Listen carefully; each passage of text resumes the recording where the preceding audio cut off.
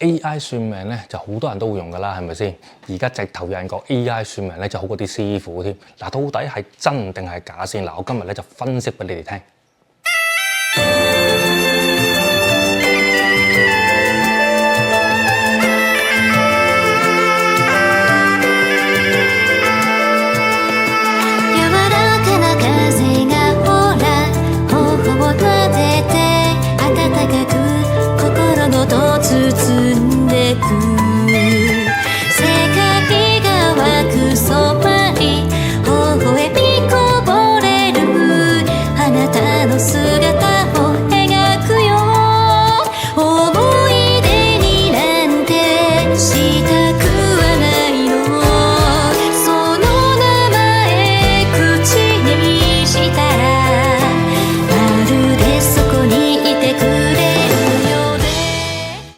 Hello， 大家好，歡迎大家收睇我頻道。首先我想講咧就係我第一次叫 AI 算命嘅時候咧，的確係俾佢嚇親嘅，因為佢由起盤到仔細講解咧係快到核爆嘅，係我追唔上佢哋嘅速度嘅。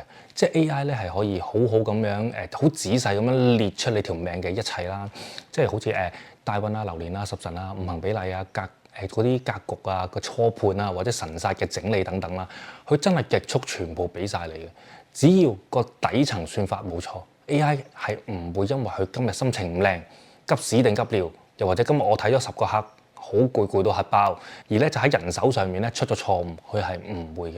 同埋 AI 強咧係佢可以同時交叉比對唔同命盤啊，即使你俾10個八字佢都好，佢整體結構咧。佢都可以好大規模咁去幫你整理嗱，最重要一點啦，佢係冇得出術嘅，更加唔會先入為主，即係譬如你一個命理師啦，即係你去見一個命理師，你着到成身名牌咁樣揸架 band 跑或者跑車，然後咧就帶隻幾廿萬嘅錶去算命。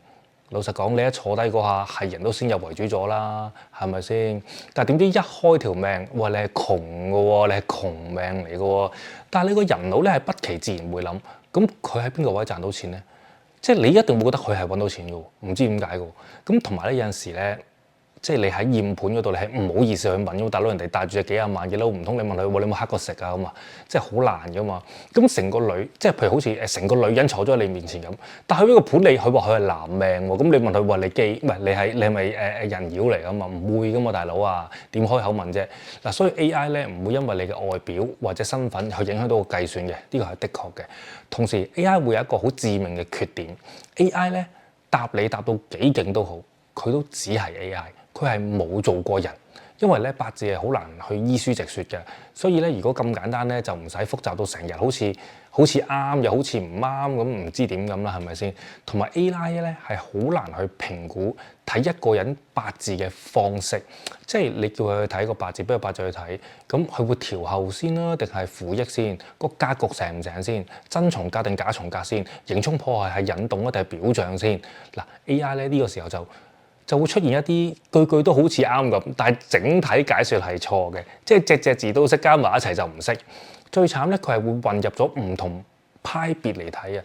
呢一點咧係錯到最嚴重，因為本身坊間八字門派有好多，即係子平啊、格局法啦、調後法啦、神煞派啊，或者立音派啊、盲派啊咁樣啦。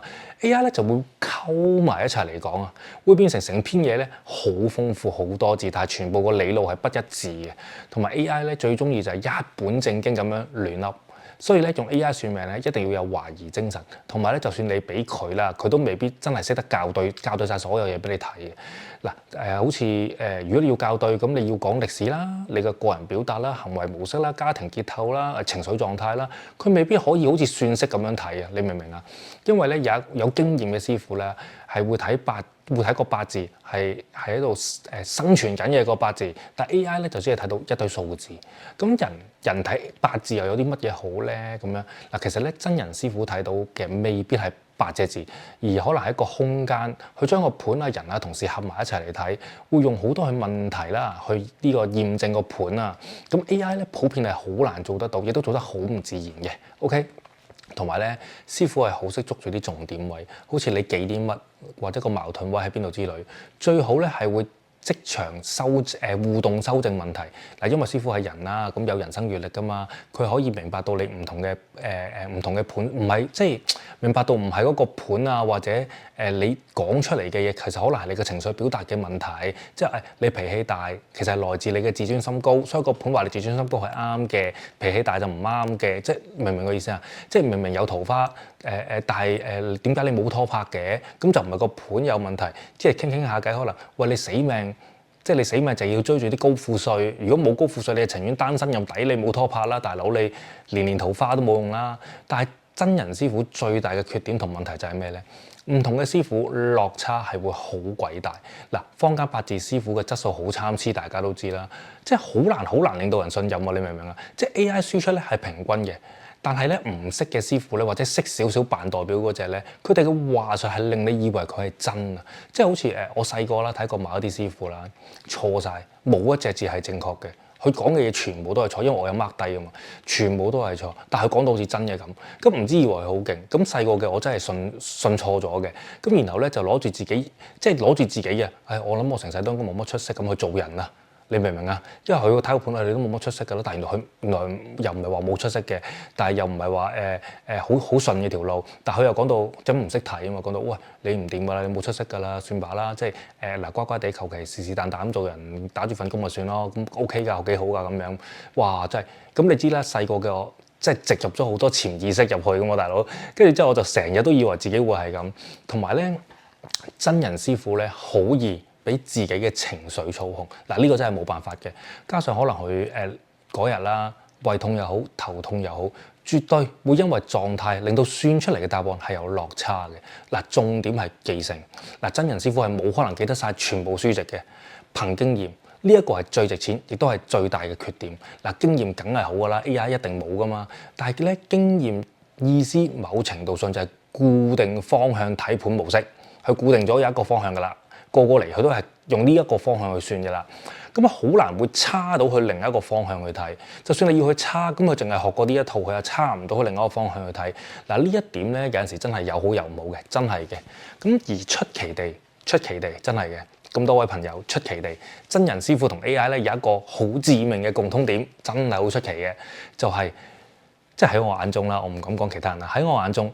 真人師傅同埋 AI 都係一樣不負責任嘅，因為收錢咁我收咗錢嗰1粒鐘就算嘅啦，係咪先？咁唔通你要唔準你翻嚟話我啊？係咪先？你話我做乜鬼啊？冇用噶嘛，係咪先？咁唔準咁我聽你講做咗都唔得嘅，咁點啊？